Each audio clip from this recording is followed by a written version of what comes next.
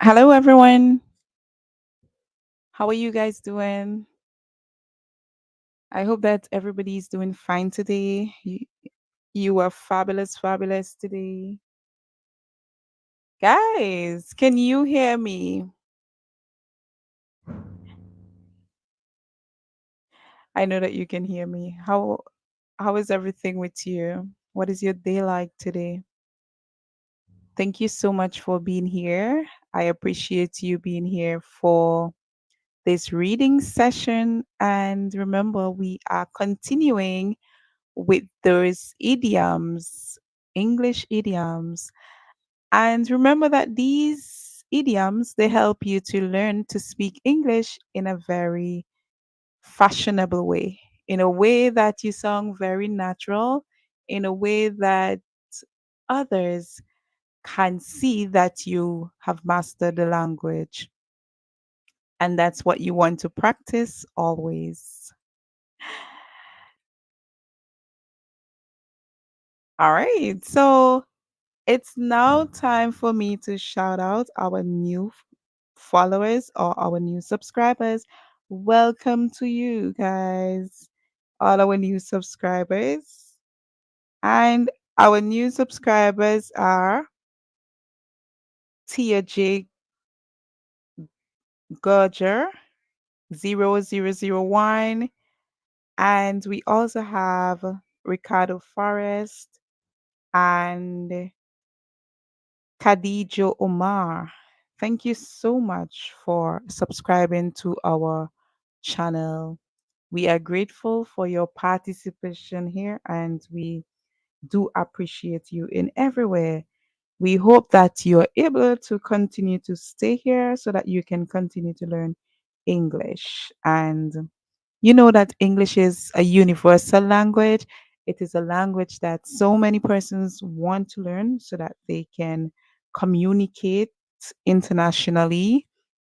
And I really do hope that your English would improve to that point where you are able to speak it fluently.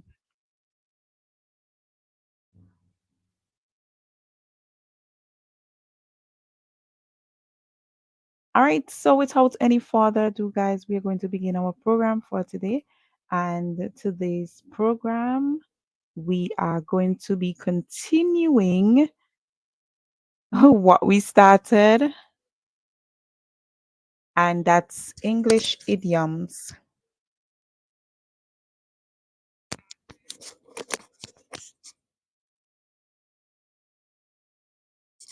All right, so have you learned any new idioms during the break? We had a few hours to recover from all that we have learned. So, what are some new ones that you might be able to share? Go ahead and tell us in the comment section some new ones that you have learned. We are grateful for your participation and whatever you have to share, guys, we appreciate it. Let me at this time say hello to Sassy. Sassy, are you here today? How is Flower Horn doing? How is Flower Horn doing? Sassy is our usual participant, and so every day we must say hello to Sassy. And guys, I would love for the rest of you to get active in our comments so that we can also say hello to you. If we cannot see you active in the comments, we would not be able to say hello to you because we would not know that you're here. So please let us know that you're here by doing what you should be doing. And that is where you should be saying hello to us so that we can know that you're here. And of course, tell us where you're viewing from so that we can know that we have an audience from different places. And Sassy is from India. We are always so happy to have Sassy here with us all the way from India. So today we are going to continue with those English idioms. And remember, the importance here of the English idioms is that they are things that you should learn, they are sayings that you should learn and you should feel comfortable using those sayings. All right. And in turn, these would cause you to sound very much like a native English speaker. And this is what your goal should be. This is what you're working for. The end goal is to sound very close to a native speaker or sound very idiomatic, which means it sounds as though you are mastering the language, you sound very natural, and or you can sound like a native speaker. That's your goal, right, guys? So we are gonna try to ensure that you arrive at your goal by learning these sayings. If you ever travel to a native English speaking country, or you spend lots of time listening to English speakers, you would realize that a lot of their speech would have these sayings or these phrases, these expressions. And these expressions are expressions that have meanings. All right. So they allow you to basically sound very eloquent when speaking the language. Let's begin now, guys. That's what we are going to do. So, our first one, and a very popular one, I must say, or a very common one that we hear all the time. This one is so regular. And this one is piece of cake. Piece of cake. Remember that these sayings, they are not literal, as in they are not taken as in the meaning, the context. It is not taken as in a literal fashion. All right. So it's not applied to our real life setting. However, instead, we can use these real life settings to make meaning of what this statement is trying to say. All right. So we hear of a piece of cake. Piece of cake. When you say something is a piece of cake, what are you really saying? Piece of cake simply means that something that is very easy to do. So when something is like ABC, that's another one that you can hear too.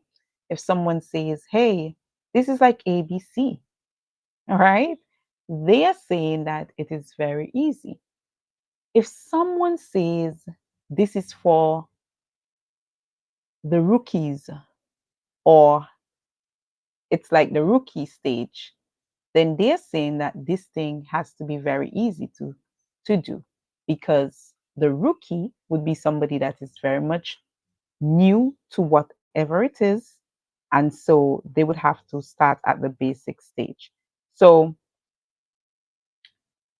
you can consider something that is a piece of cake very easy to do, since the rookie is able to do it. And rookie is quite an informal statement. It's simply means a new recruit, so somebody who is now starting something or now in training. That's whom you would call a rookie. And this term, it comes really from the army or police force that they would use this. So anytime you hear that term, always remember that this thing has to be very easy, because if even the rookie can do it, that person who is now starting, who is very much new, is able to do it, then it's something that is easy. So a piece of cake does not mean cake as in the literal cake, the everyday cake, that food that we eat. No, right? It's just saying that this thing is easy. Here's our example. Let's read it. The test was a piece of cake. I finished it in less than 30 minutes. Let's read it again and let's really digest it. As in, let's try to understand it. The test was a piece of cake. I finished it in less than 30 minutes. So think of you doing a test. A lot of times, depending on the test, especially a standard test, we'll have 40 questions and above. And sometimes the timing that would be given to you to finish this test would be between 45 minutes on to an hour and a half. And if you are able to finish it in less than 30 minutes, then you must be really intelligent to be able to finish that in less than 30 minutes. It's either you are so intelligent or you have really studied hard and studied those questions that most likely would come on the test, or the test was just so easy, very easy, too easy. So, have you ever completed a test in less than 30 minutes, like a standard test, not just an everyday quiz? Here I'm talking about a test as in maybe an exit test, something that you have to write in order to move on to a next stage. Have you ever completed one in less than 30 minutes? Guys, get active in the comment section and please let me know. Tell me more about that. I would love to hear about that. Honestly, I have never completed a standardized test or a test that is an exit test in less than 30 minutes. I have never. Maybe I should even say I've never completed in less than 45 minutes. All right. So let me know if you have done a test within 30 minutes. And how was that experience? Come on, guys, let's hear from you. We appreciate you sharing your experiences. So go ahead and tell us. We are ready to hear. Come on, guys, get active in the comment section. Let's hear from you what tests you have completed in less than 30 minutes.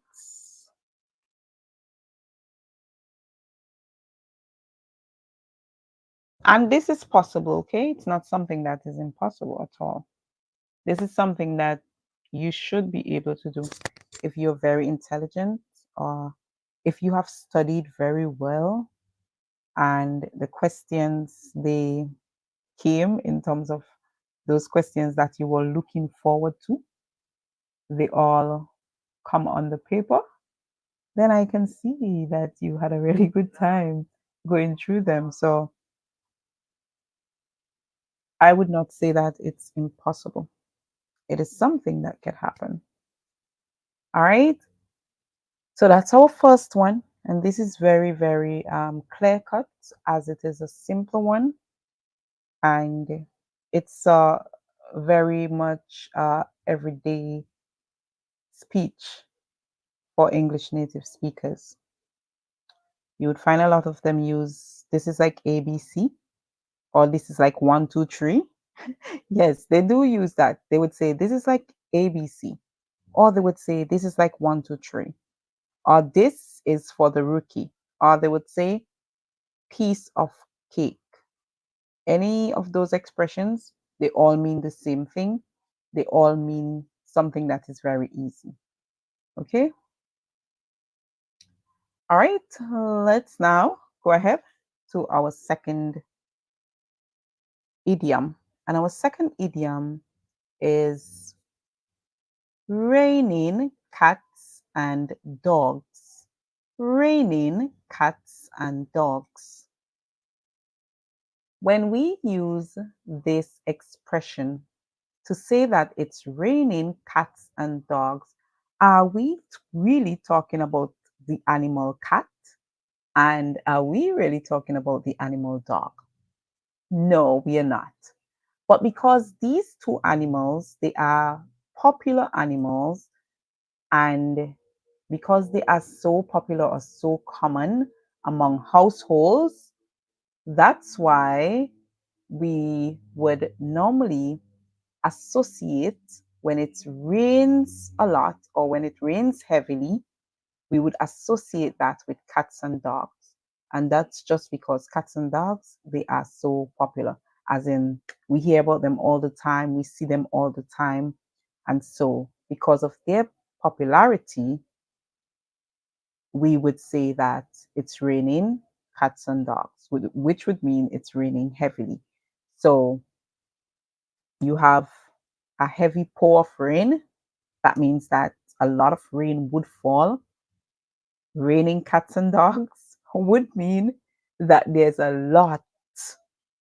Okay, that's simply what it means. It means that there's a lot of whatever it is, there's a lot. So in this case, it's rain. And it simply means there's a lot of rain. And the rain is pouring heavily. So that's where we get that expression from. And remember, I told you that we use everyday life things, scenarios, and we put these everyday life scenarios into the language. And as we put them into the language, it helps us to really express ourselves. And essentially, that's what we're looking for. We're looking for ways to express ourselves. All right, so our example here, let's read it. We had to cancel the picnic because it was raining cats and dogs. Let's read it again.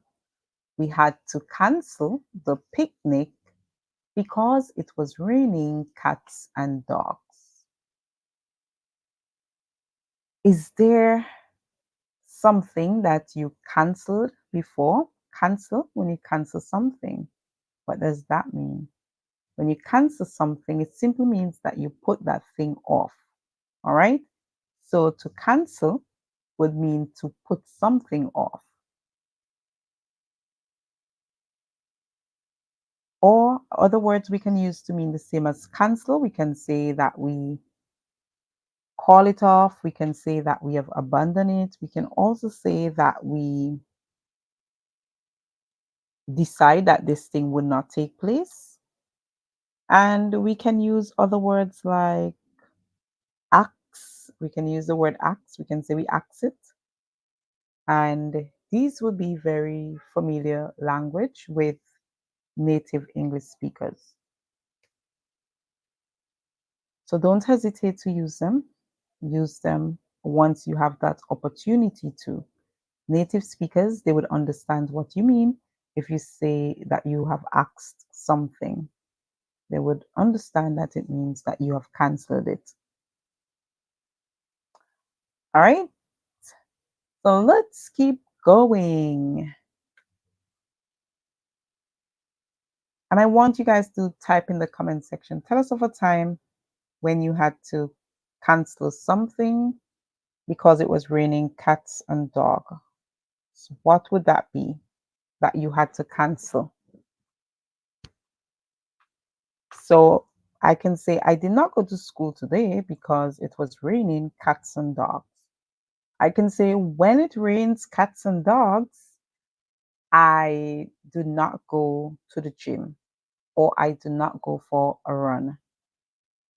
Whenever it rains cats and dogs, I do not go for a run. When it rains cats and dogs, I enjoy sleeping in. Is that something you like doing when it rains cats and dogs? I'm thinking it's something that you would enjoy doing a lot. When it rains cats and dogs, that you would want to sleep in. Is that something that you do? Which means that you would sleep a little longer. Some persons may want to watch television. I think anything you do when it rains cats and dogs, Most of the times, it will be centered around your home or inside of your house. So some persons they would read, some would sleep, some would just relax, some would listen to music. There's so many things you can do when it rains. Some persons they enjoy doing craft when it rains. Some persons may even enjoy doing art when it rains. So go ahead, guys, tell us of a situation or a time when it rained, cats and dogs, and tell us what you did. We would love to hear from you in the comment section. Remember what it means to rain cats and dogs. It means when it rains heavily. All right, let's move to the next one. Our next one is cut to the chase. Cut to the chase. So someone is speaking to you and they say, cut to the chase. What exactly are they saying? Well, they are simply telling you to stop wasting their time and get to the point. Okay? Stop wasting their time, get to the point. What do I mean when I say cut to the chase? I mean stop wasting my time and get to the point. All right? So, cut to the chase means to get to the point without wasting time. There are some persons sometimes they are talking to you, and these persons they would tell you a long story before they can tell you exactly what they want to say. Have you experienced that before? And think of a time when you experienced that and how it made you feel. Think of a time when you experienced that, and I want you to really think how it made you feel when you had to sit and listen to a story, a long story from someone, when this person could have just say what they wanted to say and not waste so much time. And maybe at that point you were busy, as in you had a lot of things to complete or you have activities to attend to. And this person just keep going from story to story. And you had to sit there and listen to all this. That's difficult. I can imagine what that is like. All right, because I have had it before. And I don't it's not something that I would recommend to anyone to do. It's something that I would always say, please don't do it. Please don't do it. People do not always have the time to sit around to listen to stories, especially if they have a busy life where they are always active or they always have something to attend to. They would not have that time to be wasting to sit and listen to stories when you can get to the point and just say what it is that you want to say and they understand it. Sometimes there are some persons who also they speak with a lot of uh, mixed words, and so sometimes it's very hard for you to really understand what they want to say. So after the conversation, you may feel as though you have wasted your time listening. Have you ever felt that before? I have felt that way before. Like sometimes you're there and you're actually trying to be patient, you're trying to listen to what this person is saying, but this person is not getting to the point because they are mixing the story, as in they are going here, then they're coming back here, then they're going to something else, then coming back to the story. That can be a bit frustrating. I don't know if you've ever went through it, but for me, it was very frustrating. And it's something that I always say to persons. You know what? I'm a very straight up person. I just wish people could just be very straight up, say what they have to say. And I think it's better that way rather than trying to, just go here, go there, come back there with this story. It takes too much energy, especially on the listener's part. The person who is listening, it's taking a lot of energy from them because they have to have that patience. Also, they have to have that understanding where they're able to comprehend what you're saying, as in to put it together, to understand that this part would go along with this part, and so on. That's very frustrating. Please try not to do anyone that. When you go to someone to tell something, you get to the point. All right, let's go ahead and read our sentence. Let's cut to the chase. Are you coming to the concert or not? Let's read it again. Let's cut to the chase. Are you coming to the concert or not? All right, so in situations where persons are unsure about something, they would often use this uh, type of attitude where they waste your time before getting to the point. And that's because they are unsure of their answer. They are unsure of where they stand in terms of making the decision, right? And so they can really waste your time before getting to the point. For example, you ask a friend to go somewhere with you, and instead of a friend saying yes or no, they would be telling you about the reasons why they want to go, about the reasons why they don't want to go, and all that. And that's wasting your time when they can simply tell you, hey, I am not going. And they can say, you know what, I have my reasons why, but I'm not going.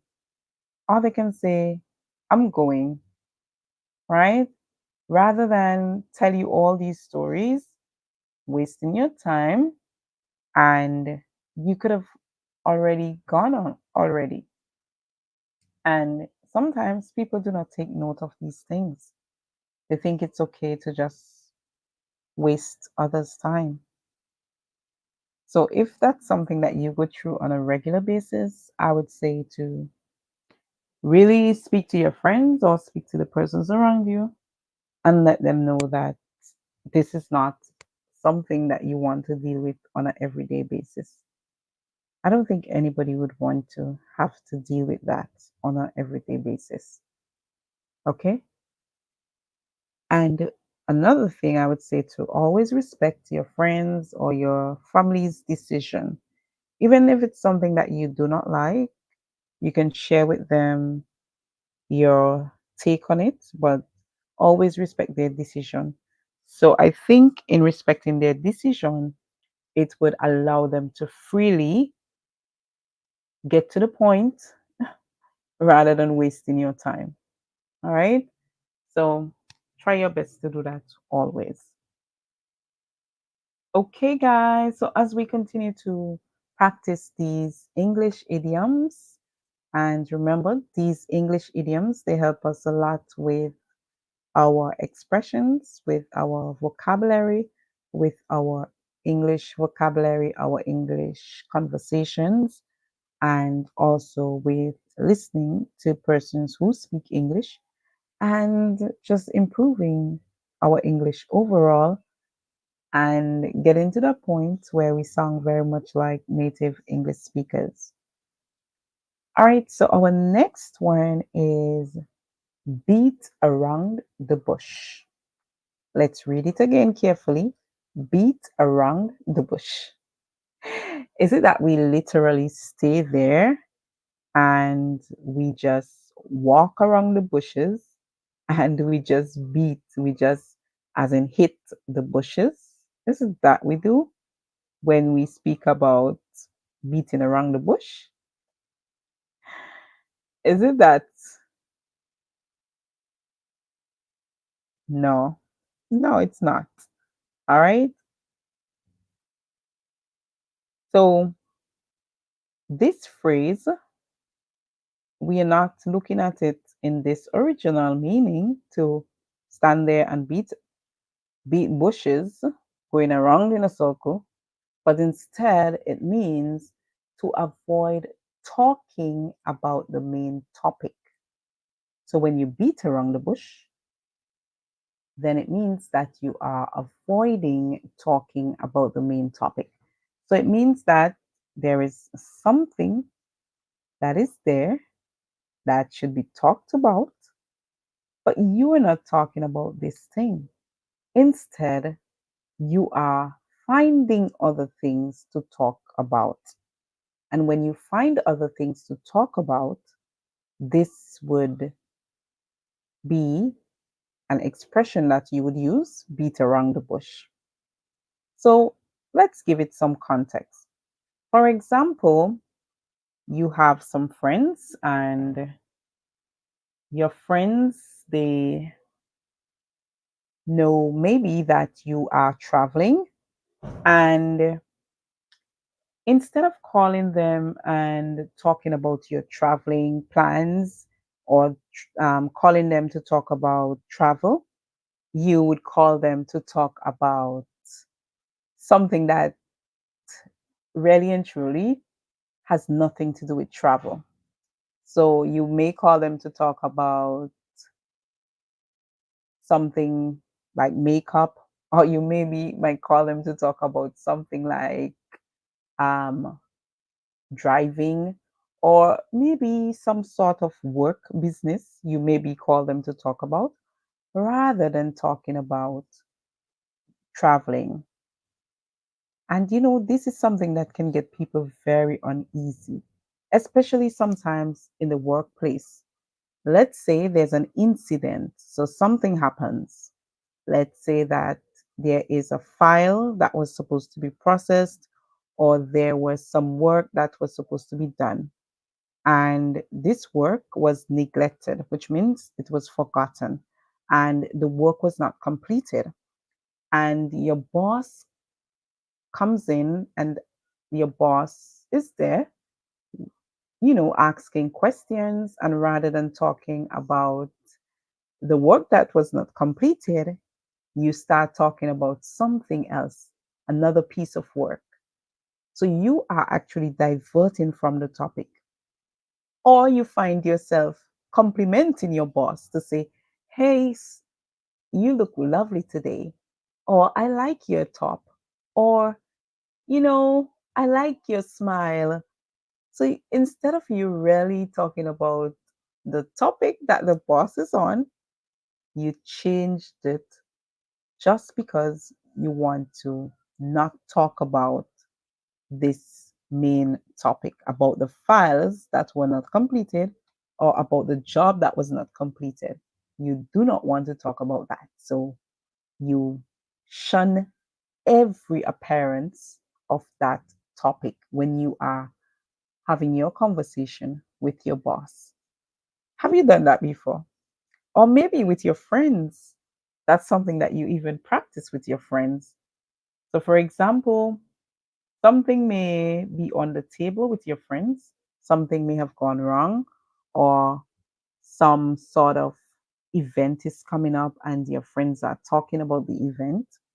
But because you do not like the event, or you do not want to go to the event, you would avoid talking about it. So they would not hear you talk anything about that event. But your friends, they keep talking about it all the time. And for you, when they talk about it, you either get into a silent mood, or if you do not get into a silent mode, you would basically not talk on the topic. Instead, you would find things within what they're saying to talk about other things. And That's what we call beating around the bush or beat around the bush. Is that something that you've done before? Or is that something that you do often? For me, it's something that is very frustrating. It's something that I really do not enjoy persons doing to me. Maybe you face it if you have kids, you face it with your kids. If you are married, maybe you face it with your spouse. Maybe in your workplace, you also face it with other coworkers or colleagues. If you are a student, maybe you face it with your lecturers or even with your other classmates.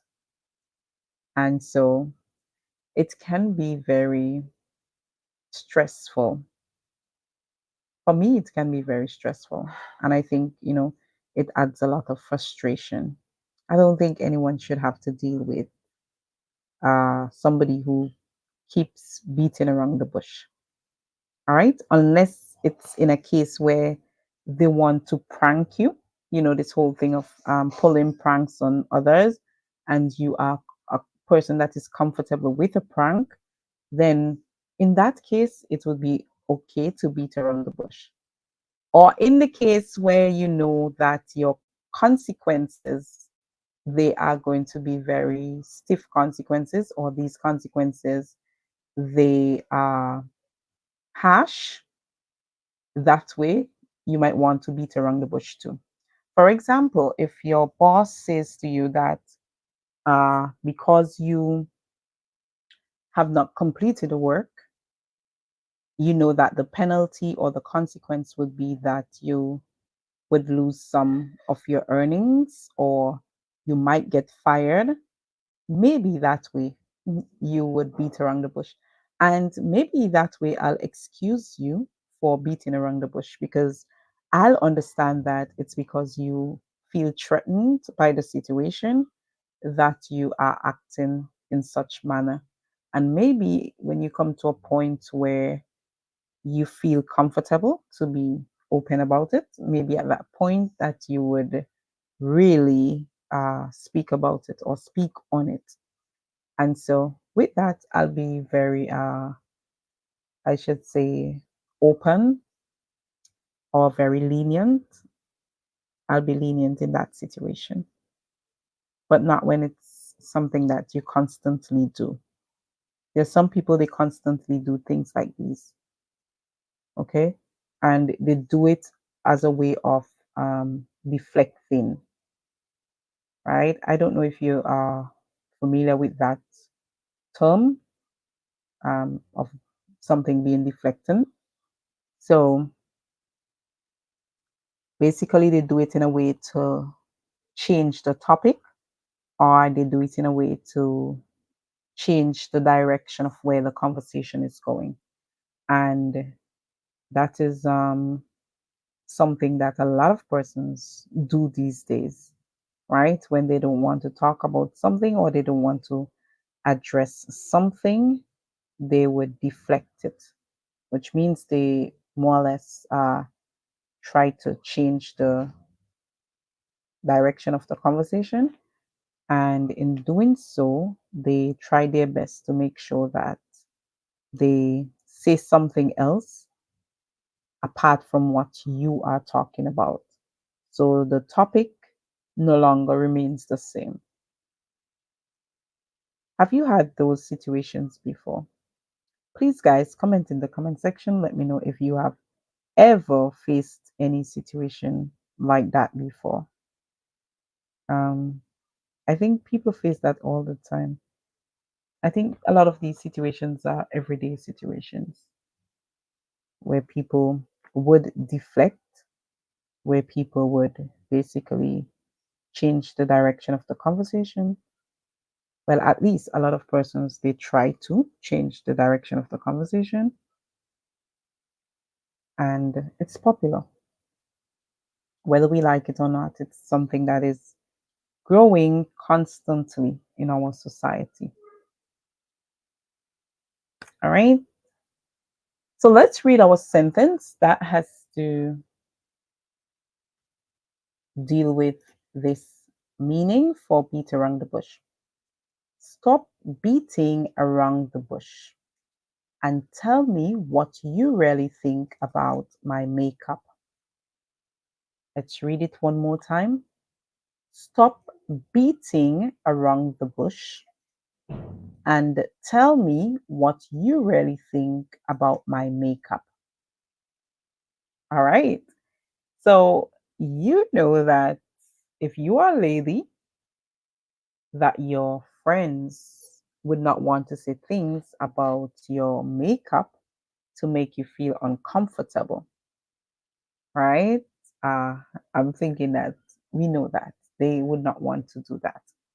So if there is actually like an accident, or if there is something that really stands out and it's something that doesn't look good or healthy, a lot of times your friends may not want to say it to you. But for me, I think if this is the case, that my friends should be very open to say, hey, you know what, your makeup was not done properly, or you know what, your makeup has a problem in it, or your makeup, it needs refreshing. They should be very open to you to let you know what is happening. And I think that's how friends should be. They should be true to you in every sense.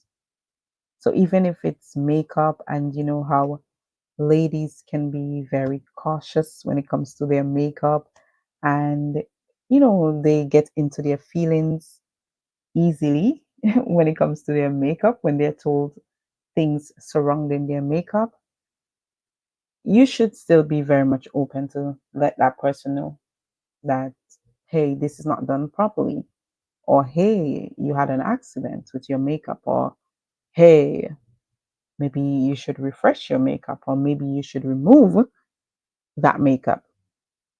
Yes, I think that's what should happen. All right. So sometimes they may say things, but they do not get to the whole point of it, right? Or to the main point of it. So they may say things in subtle ways, but they do not bring out exactly what they're talking about. So, for example, they may say, hey, look at uh, the way that your makeup is done. I don't like the tone too much, right? So there, what they're telling you is that you should have adjust your makeup colors. You know, you should actually look for the one that best fits your skin, rather than one that is too high tone for your skin or too low tone for your skin. So they don't want to come out and tell you that exactly, but they would just say things that more or less should bring out the point. But sometimes, even though they say things that should bring out the point, we don't always get it. We don't always get it.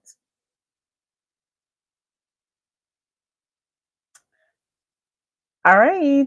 Our next one is our next English idiom that we are looking at today or practicing. This one is one that is very common or very popular among English users. It says, the best of both worlds. The best of both worlds. All right. When you hear the best of both worlds, this does not signify world as in the world we live in, like the whole world. No, it's not talking about there are different worlds. Okay. So world one and world two, no. Instead, it is talking about the best of two things. The best of two things.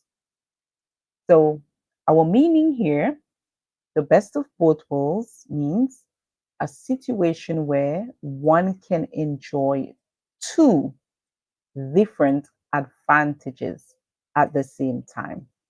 So, which means you can enjoy the benefits of two things at the same time. So you are in a situation where you enjoy the benefit of two things at the same time. So, for example, you may have a situation where you are able to travel and work at the same time. So you travel and you make money at the same time. I'm sure that would be very cool for you. So, for example, like a content creator can really talk about the best of both worlds. A content creator is in a very good position of talking about the best of both worlds because they would get to travel and also they would get to make money at the same time. Well, I should say a travel vlogger. So somebody who does travel vlogging or blogging, they would get to enjoy different places, cuisines, culture, all that while making money at the same time. How cool is that? That's really cool, right? Yes. And we can say that they are benefiting from two different things at the same time. So they are benefiting from the travel, having memorable experiences, and they are also benefiting from making money, as in they're being able to earn an income. And so they would be able to spend by shopping. Some of the places may be very cheap and reasonable places. And so they're able to shop, they're able to attend a lot of different functions and all that, things that they have never had before. They can eat it and they can just have a good experience while making money at the same time. How cool is that? Guys, tell me of some other things where you can enjoy the best of both worlds. All right, which means you can enjoy two things that are so different at the same time. You can have the benefit of them at the same time. What are two other things that you can enjoy simultaneously, which means you can enjoy them at the same time? Tell me two things. Get active, guys, in the comment section. Thank you for being here. If you haven't subscribed to, also go ahead and subscribe. And we love to hear from you. Go ahead and share your experience with having two things at the same time and enjoying their benefits at the same time. What are those two things? Anything else you want to share, guys? Come on, get active in the comment section. All right. So, for example, I can say that I have experience in enjoying the best of both worlds. So, for example, I was able to work at home and be able to get some relaxation and not have that hustle, that routine everyday life work. And yet I was making money at the same time. So this was an experience for me where I enjoyed the best of both worlds. What about you? What experience have you had where you were able to experience the best of both worlds? Let's read our example and then we can read your example from the comments. Guys, go ahead and comment. Tell us. Working from home gives me the best of both worlds. I can earn money and spend time with my family. Let's read it again. Working from home gives me the best of both worlds. I can earn money and spend time with my family. So here I'm able to work at home, make money or earn money, and also I'm able to have that time with my family. How cool is that? Tell us of a situation, guys, where you were able to work from home and you were able to make money, and in making money, you were able to spend time with your family, even travel and do so many other things that you couldn't have do if you were actually working face to face in a actual workplace or setting. Go ahead and share your experience with that. If you don't have that experience, then tell us, of a time when you get to enjoy the best of both worlds. Tell us of that time.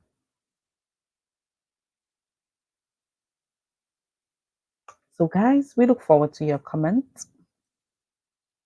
Our next English idiom, our next English expression that can really help you to sound like a native or to sound very natural in your conversations would be sit on the fence. Sit on the fence. Does this mean that you go outside and you sit on a fence?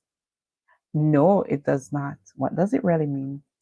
To avoid making a decision or choice. To avoid making a decision or choice. So, if there is a decision or a choice to be made, and you say to someone, hey, I'm sitting on the fence with this one, then what you're saying to that person is that you don't want to make the decision, or you don't want to have the choice for this particular or specific thing. So to sit on the fence would mean that you avoid making a decision or choice. And there are many situations where you can use this expression. You can have sometimes at your workplace, in your home. It can be like in a relationship, whether it is a mother to daughter, or mother to son, or father to daughter, father to son, or sibling relationships. It can be colleagues relationship, or it can be uh, making a decision about something that is not so important, something that is actually, you know, you don't really have to, then you can opt out of making that decision. And so once you have opt out, then you can say, hey, I'm sitting on the fence with this one. Tell us of a time when you sat on the fence with a decision. So let's read our example in the meantime as you think about a time when you sat on the fence with a decision that you were called to make. You can't sit on the fence forever. You need to choose a side. Let's read this one again. You can't sit on the fence forever. You need to choose a side. And I'm sure that you've been in this situation before, whether it is in your relationships, parental, friendly relationships, spouse relationship, or maybe workplace relationship, whatever type of relationship it was. I'm sure that you were placed in situations where you basically were told that you cannot avoid making the decision. You need to choose a side. And I think that this can be a very complex one. It can be very difficult, especially in situations where you don't know which one to choose because there may be principles or there may be attitudes or different factors that you're weighing, as in you're trying to see which one, the pros and the cons, which is better and which is not. And maybe at some point you come to the conclusion that these two are very much like the same.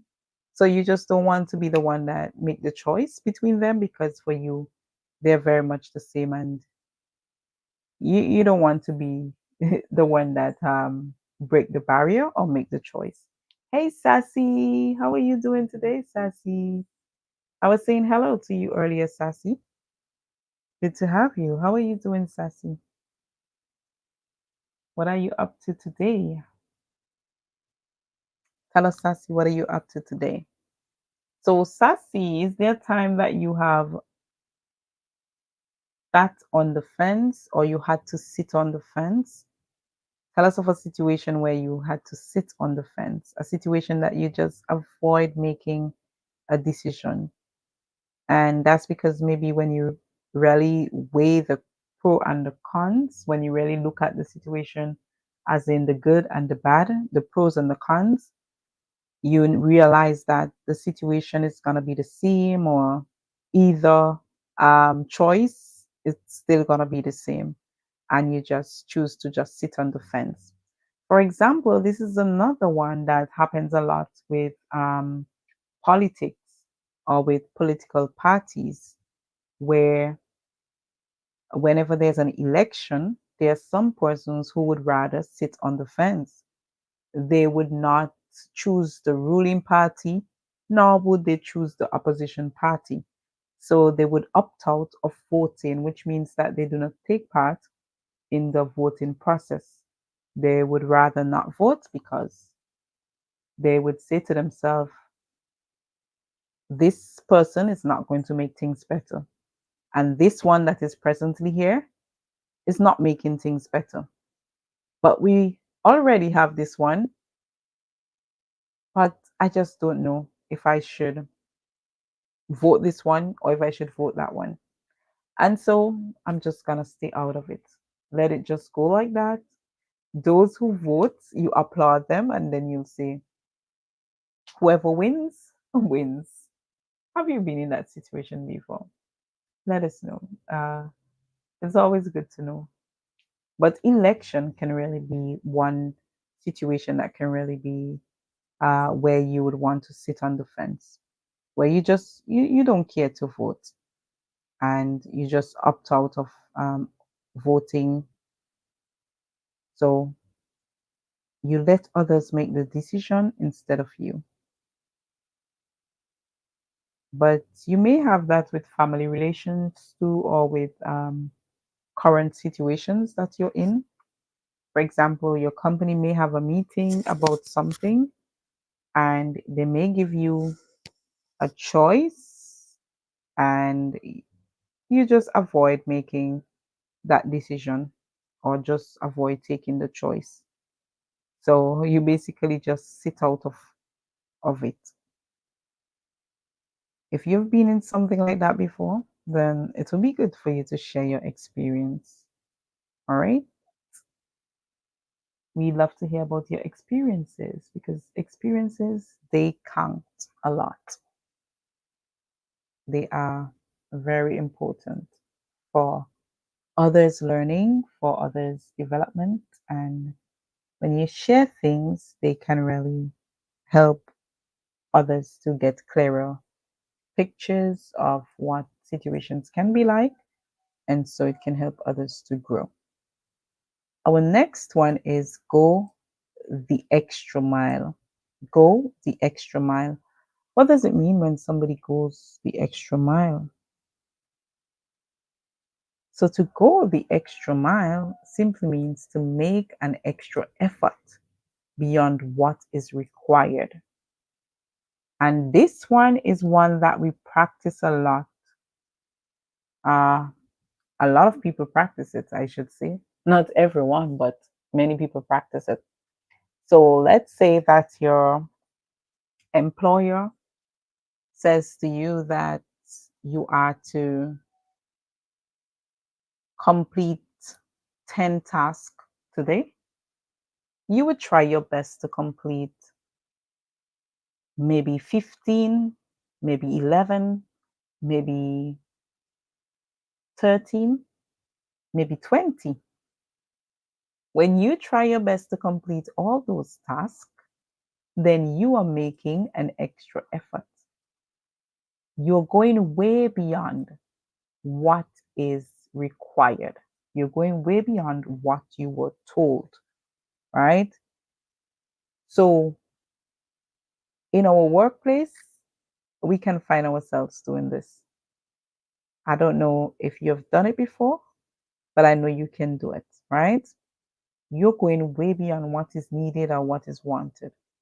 And the problem with going an extra mile is that it can really take a toll on you. You can suffer from burnouts, and um, after a time, you can get sick, and so many things can happen with going the extra mile where you are taking that extra effort. Because sometimes some of us, we are not even equipped to go the extra mile. However, we do it sometimes because we want a promotion at our job, or sometimes because there are others who are not willing to do their work properly. So when these other persons do not step up to the plate or do not really take on their responsibilities, they put added pressure on you to get other work done or to get even their work completed. And sometimes you may complete it because their work is essential for your work to be done. Sometimes in that way, you may find yourself just completing it because in order for you to get your work done, their part has to be done. And this can be very, very stressful. And it's something that you should really take into consideration not to allow yourself to do when it's not needed. If it's needed, then yes.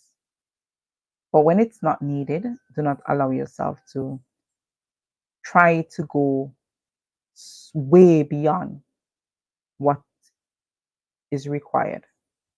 Okay? So even if you do go beyond, try not to go too extra or too much. Okay? Your extra effort is always valuable, it is always important. But try not to overstretch yourself. All right? I'm not saying not to do any extra, I'm saying not to overstretch yourself. Okay? Let's read now. She rarely went the extra mile to make sure this summer event was a success. Let's read it again. She rarely went the extra mile to make sure this summer event was a success. So, guys, tell us in the comments, what is something that you have done and you went the extra mile doing that thing?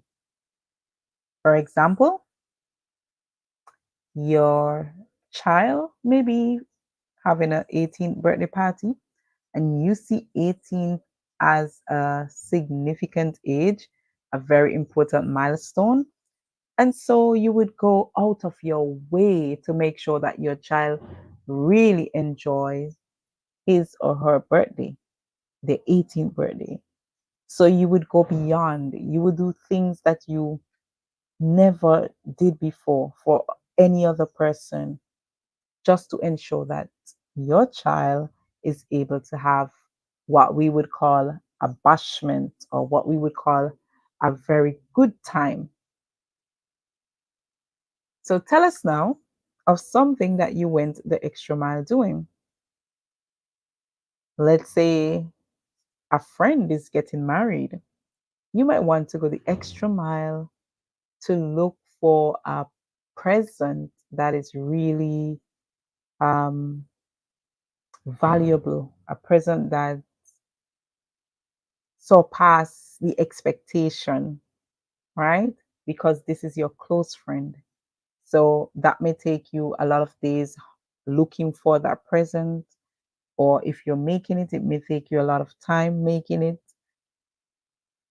If you're buying it, it may take you a lot of money to buy it, to purchase it. So you have to ensure that you're able to stand the bill, as in you have the ability to pay for it.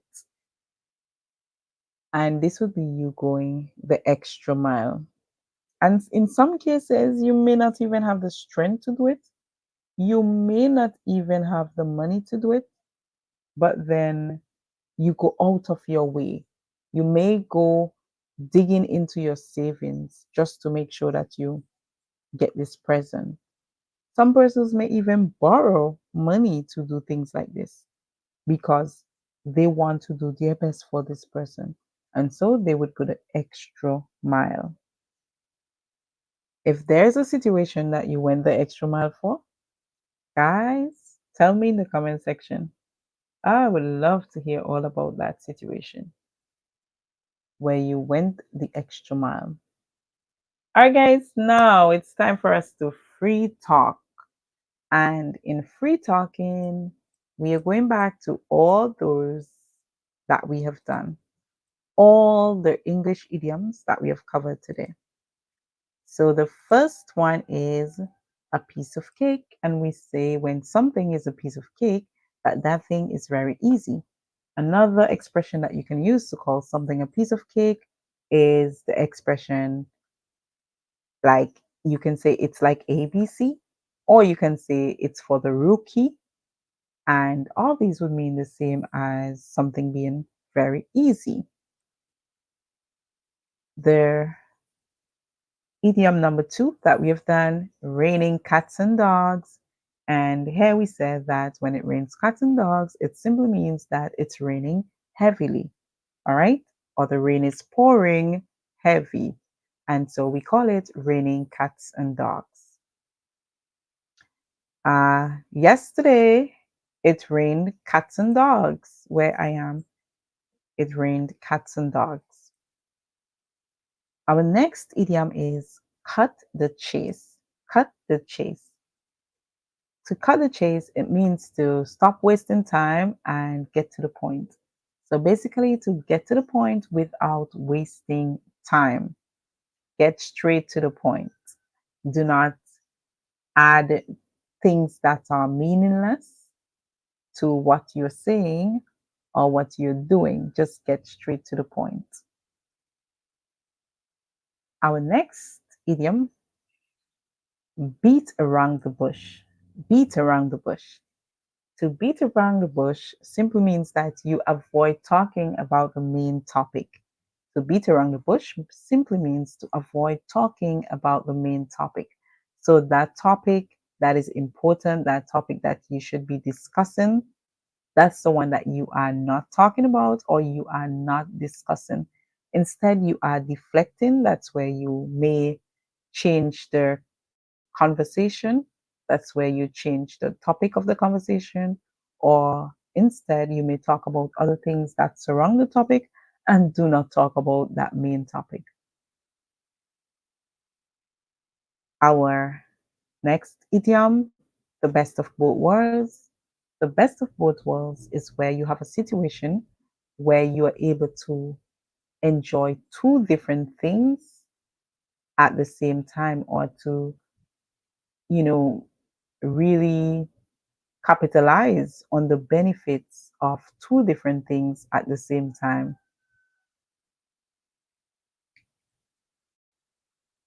On to the next. Our next one is sit on the fence. If you are sitting on the fence in a situation, it simply means that you avoid making a decision or choice when it comes to that situation.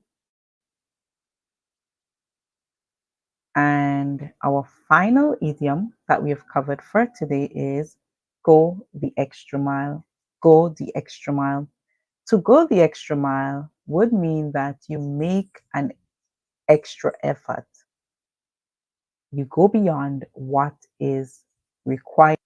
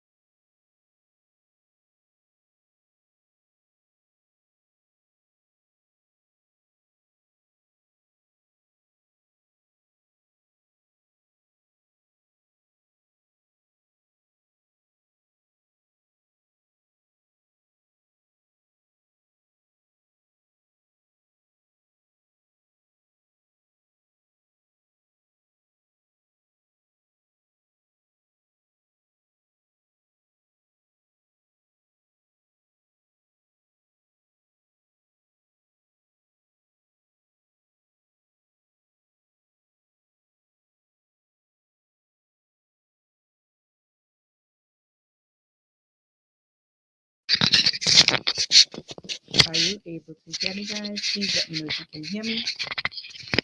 I would appreciate you letting me know if you can hear me.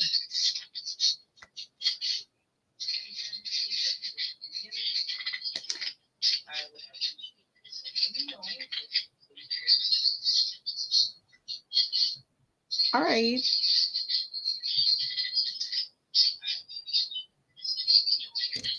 So I now realize that you're able to hear me.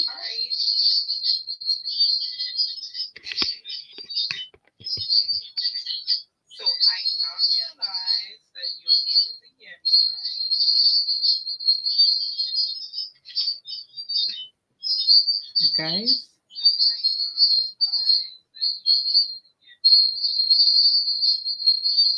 I told you about these microphones.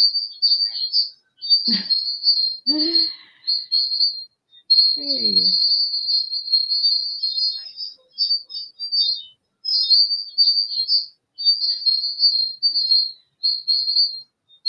I'm not sure why this one is squeaking like that. This is really squeaking.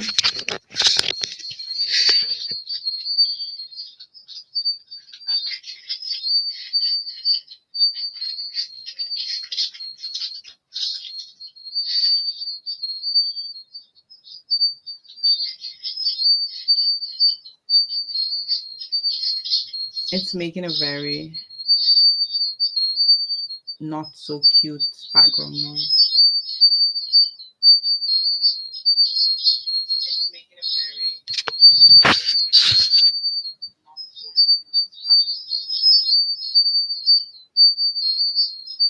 Oh.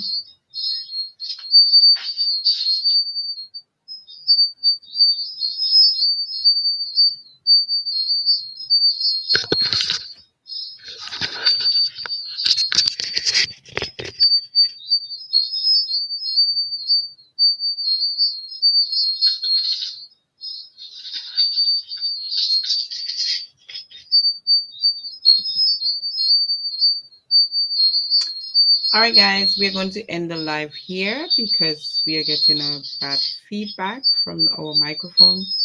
I'm not sure why, but I want to thank you guys for being here on the live.